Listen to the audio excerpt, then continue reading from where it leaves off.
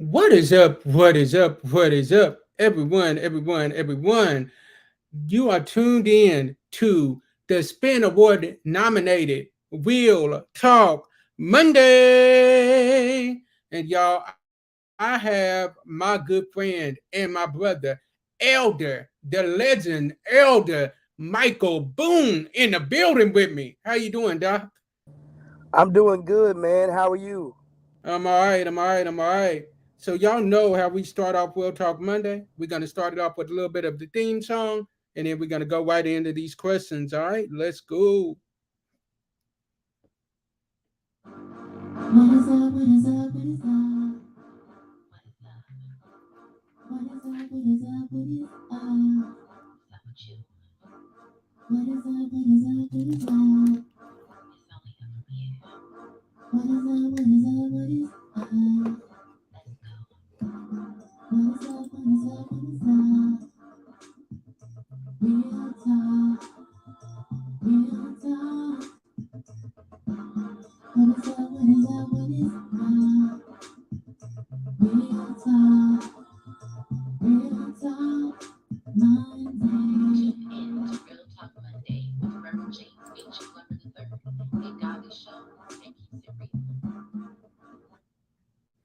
All right, y'all. Let's go. Let's go. Let's go.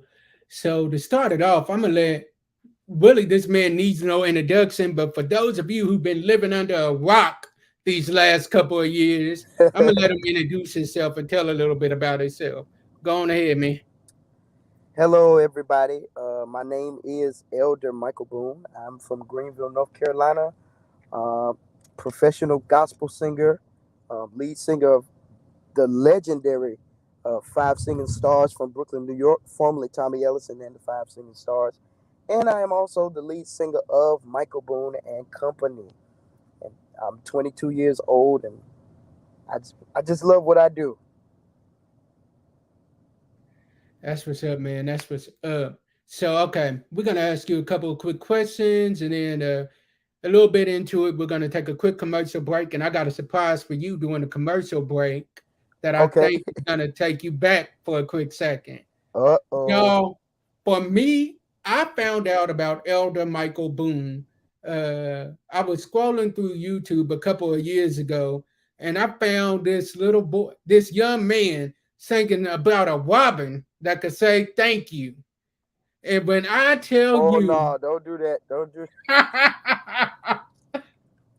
Send that to me. Don't. no. That ain't the clip I got for you, man. That ain't the clip I got. That Oh, ain't the clip I got.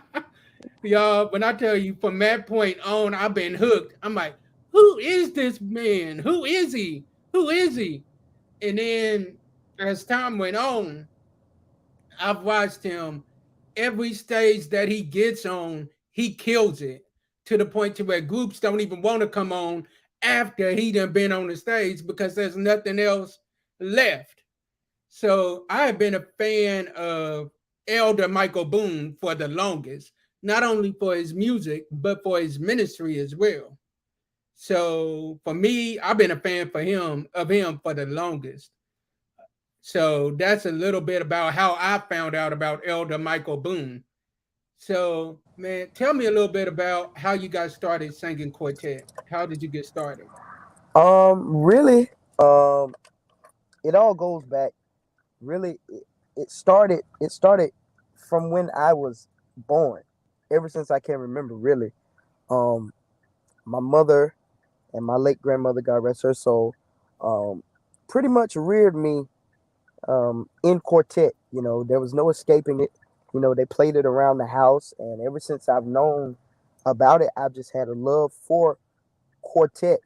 And you know, I was just lucky enough and blessed enough to be raised in a household that was reared and steeped in the traditional gospel market, the traditional gospel quartet. And you know, it's just been in me ever since I can remember. You know, even knowing about it, it's been in me. I feel that. I feel that you're a lot like me from quartet, born and raised, don't know nothing else. It's strictly Exactly. quartet. It's been in your blood since the beginning. You had exactly, no choice. exactly. And my father is a quartet singer. My Okay. father in San Francisco, California, he's been singing quartet for over some he's been singing quartet for some years now, and he had a group, and then he was a pastor. He's still a pastor now today, and so I think that was a pretty big part of my inspiration to do what I'm doing now. Gotcha. Gotcha. So, who were some of the groups that you looked up to growing up? Like, who were some groups that was really inspirations to you? Well, some of the groups that were inspirations to me growing up, my number one group was Willie Neal Johnson and the Gospel Keynotes. Ever since I can remember, Yeah. Willie has always Willie Neal Johnson and the Gospel Keynotes have always been my number one favorite quartet group of all time. Then obviously, Tommy Ellison and the Five Singing Stars, the Pilgrim Jubilees, the Canton Spirituals, Lee Williams, Spiritual QCs, the Mighty Clouds of Joy. I mean, I could go on and on. Doc McKenzie and the Highlights, the Jackson Southernairs. I mean, all of those guys, the Highway QCs, all of them pretty much, the Soul Stirrers, all of them pretty much really inspired me. All of them played a factor and played a role in my love for quartet. I feel it. I feel it. Those are a lot of my favorite groups as well.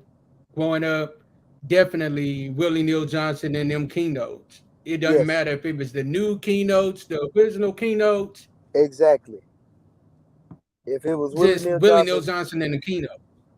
new keynotes or original keynotes, the keynotes is my favorite group of all time. Oh Yes, yeah, sir. yeah. I sat there and watched Willie Neal kill it with just his Yes, musicians because the keynotes wasn't it, just his musicians. And I'm like, exactly. a lot of artists couldn't do that. And he didn't have to worry about who was coming or who was not because as long as Willie Neal was there, he was gonna give you a show. Oh yeah, you was gonna get a show. Yeah. So my next question to you would be, how did you get started getting on the road? Started I started getting on the road at 10 years old. I got a little feel of the road at 10. Um, Doc McKenzie.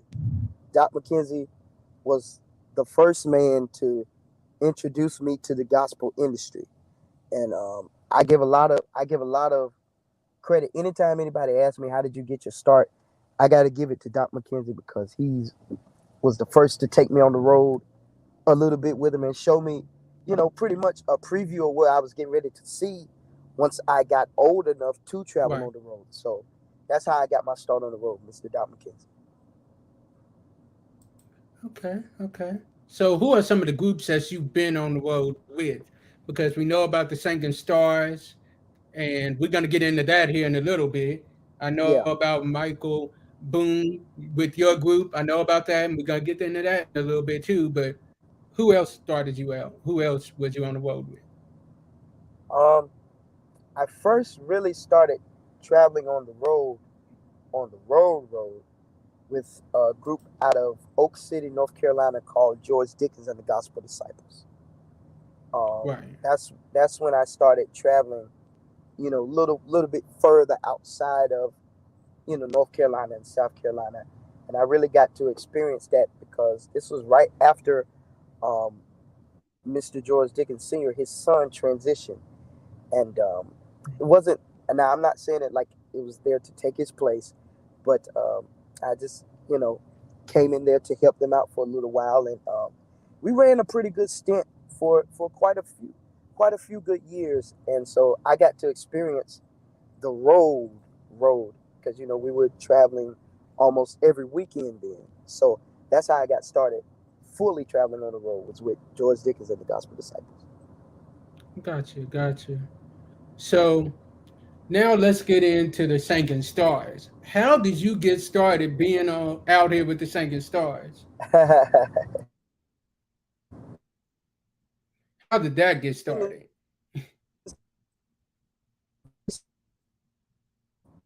It really started when I was 11. At the time, Mr. Wood saw me singing at a show and able to get my contact.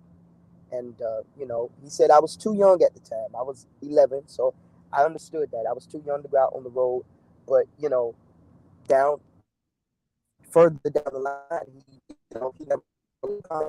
And so about 2015, Right. 2015, that's when Sam had started calling me back. And at this time, shout out to Justin Mickens of Reverend Matthew Mickens and the Highway Travelers. At this time, Justin Mickens was the lead singer.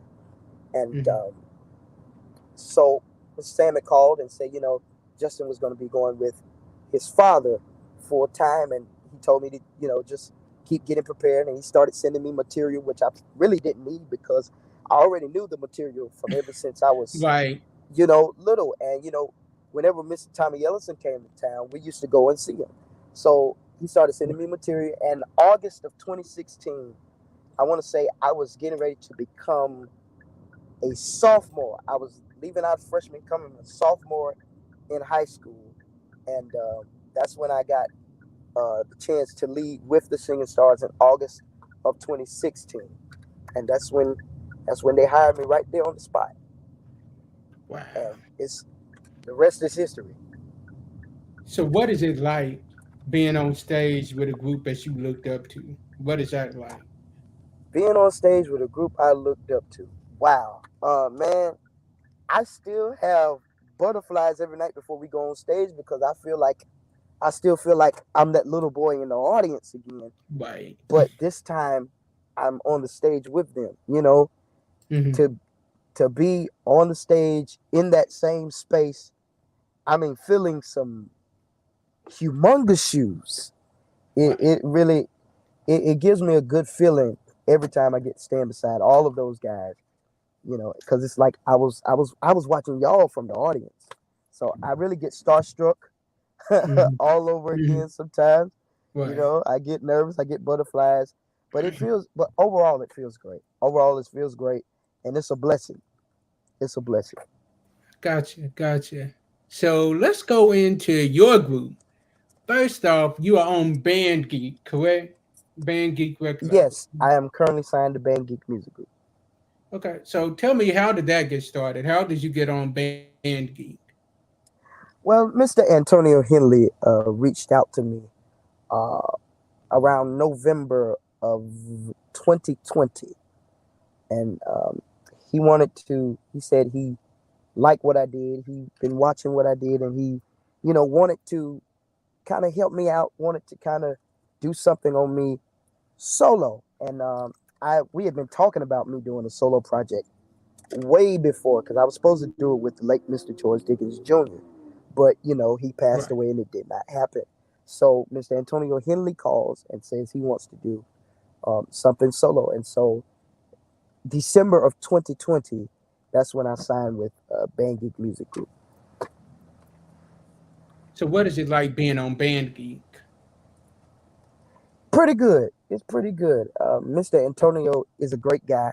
He's a great guy, very stern guy, very disciplined guy. And I like the compassion, and I love he's not just a regular old demanding record business. He gives you creative space and creative freedom, and he's an equal opportunist. I'll say it like that. He's an equal opportunist, and he's all around a great guy. I love working for him. Love working with him. Gotcha. All right, y'all. So we're gonna take a quick commercial break real fast, and then we're gonna come back, and we've talked about the singing of Elder Michael Boone, but we about to get into the ministry at this point. So y'all stay tuned. We will be right back after this very quick commercial break. All right. Stay tuned, y'all.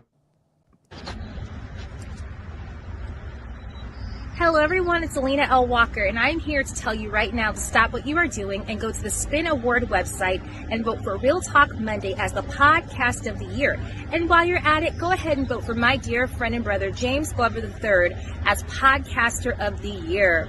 This podcast is so life-changing, and they have put in so much work to make a positive change. They have discussed so many wonderful topics and have dedicated their podcast and their show to uplifting and furthering others. So go ahead and go to the Spin Award website and vote the Real Talk Monday podcast as podcast of the year. And again, vote for James Glover III as podcaster of the year. I love you all, and I'll see you guys there. Bye.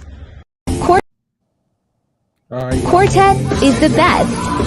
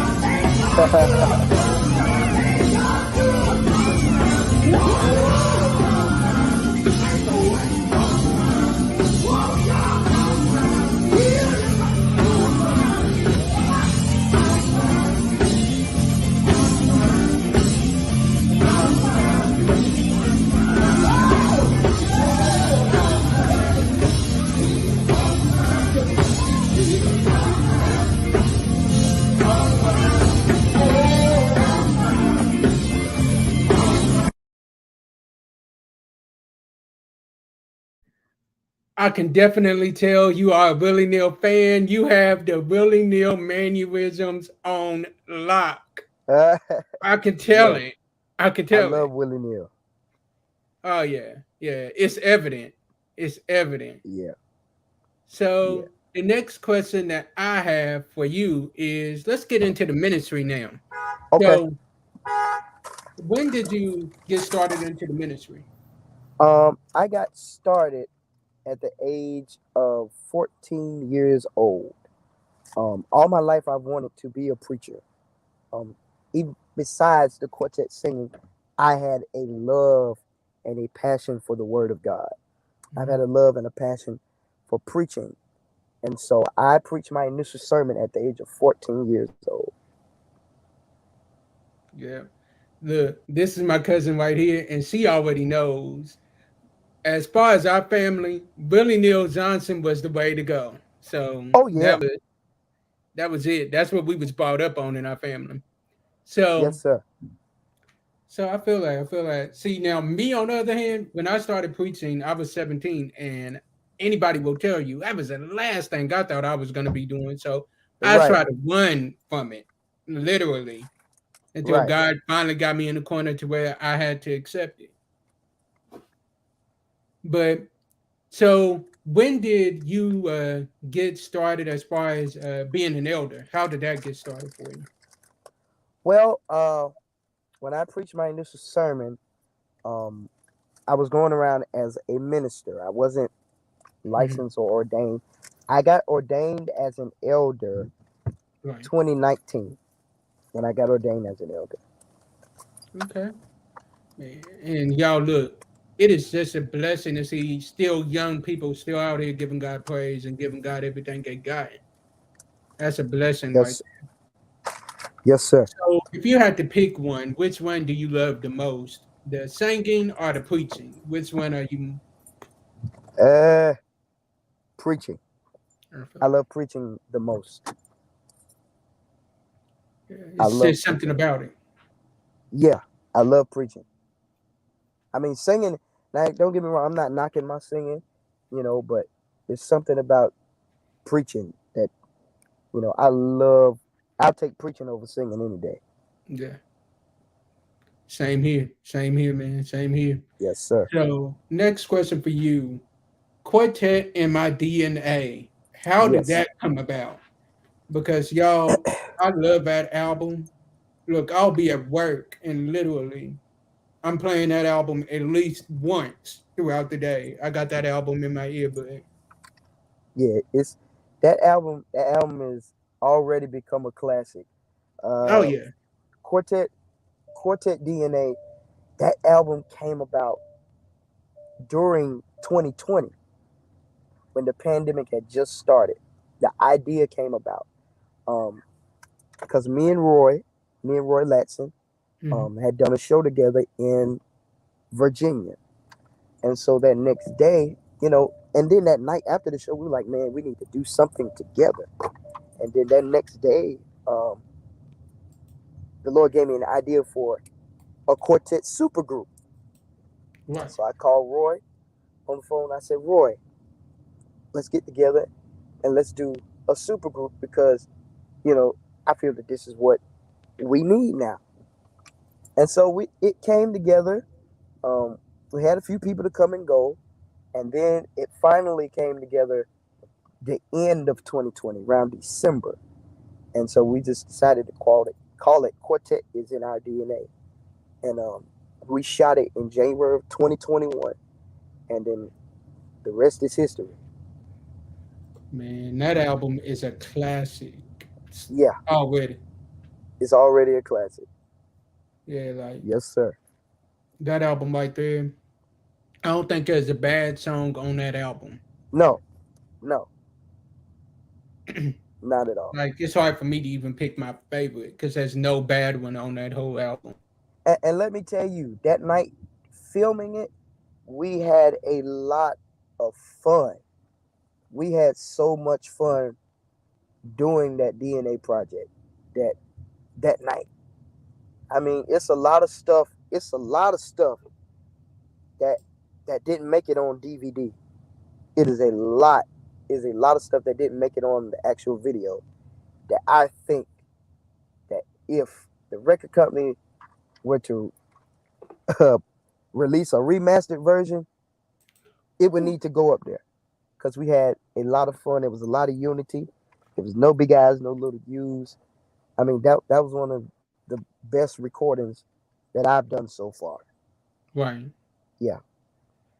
So what is one concert that you will never forget? One concert you'll never forget.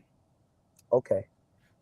Are you talking about just singing or just attending? Both. Let's go with singing first. One that you was on. A concert that I'll never forget. Singing. Wow. I have a few in mind, but one I will name was my first time doing the Swanee Quintet's anniversary with the Singing Stars. I was 16, and I was telling the other lead singer, Billy, I was telling him I was so nervous. But when I got out there, it's like all of that just went away. I'll never forget that moment. I never will forget that moment. And then attending, oh man, Wilson, North Carolina, around 2005. I was 5. It was Doc McKenzie. 2 headliners were Doc McKenzie and the Highlights and the Pilgrim Jubilees. It was in downtown Wilson, North Carolina. That lineup alone. It was Doc and the Jubes, and the place was packed. And let me tell you, the Jubes sung that song. Jubes sung about I'm Gonna Sit Down, and they came on before Doc. I mean, and Doc did good that night, but they had to take an intermission after the Jubes that night. I will never forget that concert. And that just made me love the Jubes even more. Oh, yeah. Because if you can come on before Doc and make them do an intermission before Doc hits the stage, yeah, you doing something. Yes, sir. You doing. So one I will never forget that you was on would be, I think it was in New York, and you was out there with Bishop Dale McFadden and the Disciples. And when I tell you, when we sung outside in New Jersey, man the mic, and when I tell you this man killed that stage that night, did you even know that they was gonna hand you the mic? I kind of had an idea, but I didn't know which song. I didn't know which song they were gonna give me. But surprisingly, it was the Drive song. Darrell gave me Shackles, and he just told me, he just said, "Do what you do," and Man, I felt sorry for whoever came on after Daryl McFadden because this man killed the stage that night. And that was a very kind of big show out there. You had the Soul Mhm. Seekers, you had the Highway Yeah, QC, you had Darren McFadden, you had Jubu and his band, and yeah, pretty much that was the best, one of the best ones I've done. yeah, man. So, what advice would you give somebody that is wanting to get on the road and do what you are doing? What advice would you give them? But if you want to get on the road and do this here, first of all, you definitely have to keep God at the forefront before I say anything else. That's the main point. You need to keep God at the forefront, and just know you have to really keep a really head on straight out here. You have to remain focused, um, especially if you're young. You have to remain focused. Don't let anything distract you from what you're called and assigned out here to do. That's from women to drinking to nut. Don't let any of that stuff distract you, because temptation, it's a fight. It's a fight, and if you're trying to come out here, you have to learn how to fight temptation. The Bible says you have to watch as well as pray, that you will resist temptation. And so, I would encourage you, just keep God first, keep a head on. Don't get the big head. You know, don't get the big head just because this is your first rodeo out here. You know, Mhm. don't ever get the big head, because just like, and I'm gonna keep it on a spiritual tip. I'm gonna always keep it on a spiritual tip. Yeah, Don't never get the big head, because the same way that God has allowed you to come out here, there are people in line, as harsh as it may sound. There are people who are humble enough and who are waiting for your spot. Humble is the way. You got to remain humble. You have to remain humble. you That's said a that's mouthful right there. yeah, You have to remain humble. yeah, and that's pretty much it. Just keep God first. Have fun. Do what you do, and remember, it's all about lifting up the name of Jesus at the end of the day. That's pretty much in a nutshell. I agree with that. And let me ask you a question, because I know for myself, I can honestly say what helped me as far as when I was out singing quartet was the fact that I was with older guys. Do you really feel Right. like that kind of helped you out a lot? Yes, being with older guys really helped me out and really disciplined me. They really, really kept me disciplined and kept me in check. And I thank all of them for that. I'm glad I was out here with older guys. So now I know how to carry myself, Yeah, you know. exactly. Exactly. It's like these guys still to this day, even though I'm not on the road, even though we're not on the road singing as much, it's like they still give me tips to this day on how to carry myself, how to do certain things. I'm like, I know how to do it. I know how to do it. But I still, out of respect, still listen to Respect. what they're telling me because I'm like, you know what? I might catch something that I have missed out on. Maybe they're seeing something that I'm not seeing. Right. So my last question for you would be, when did you know that you had like found something that you wanted to do for the rest of your life? And how when did you know that you have found something that you wanted to do for the rest of your life? And how do you keep the balance with everything, with the music ministry, your Right. preaching ministry? How do you keep the balance? It's a two-part question. Well, I knew this was what I wanted to do for the rest of my life when I first saw a VHS that my grandmother had by Willie Neal Johnson and the new keynotes Country entitled boy goes The home. Country Boy Goes Home, Volume 1. From then on, I said, I want to do what he is doing. And pretty much at sidebar, he's the reason why I got a little fro. That's it. He's the reason why I got this little fro that I got. Right. You know, I just like to do stuff in tribute and in honor, because I feel like, you know, it's necessary that I pay homage and stuff. And the balancing, it is very easy. It is very easy. Sometimes I go on the road, preach, sometimes 6, 7, 8 times a week in 1 week. Preach, get on the road, go sing, and then get up and Sunday morning and go to church and get in the choir stand, because I'm one of the praise and worship leaders at my church. So I do all of that, get up and go in the choir stand and sing, come back home, rest, go back out on the weekend, come back, do the same thing. So the balancing is very easy for me. I'm not going to say it's hard. It's not hard at all. It's easy. It's very easy with the help of God. It's very. You said a key word, with the help of God. It is easy. Exactly. So y'all, It's very easy.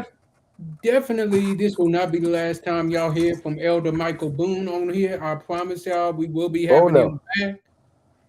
I promise y'all we're going to have him back on here soon, one of these days. And y'all stay tuned. We will be dropping the podcast at 12 midnight, and you can catch it on Instagram as well. We will be dropping the Instagram show here within the next hour.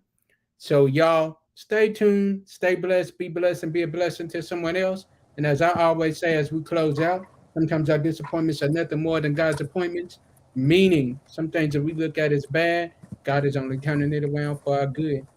See y'all next week. Peace. God bless you. God bless you.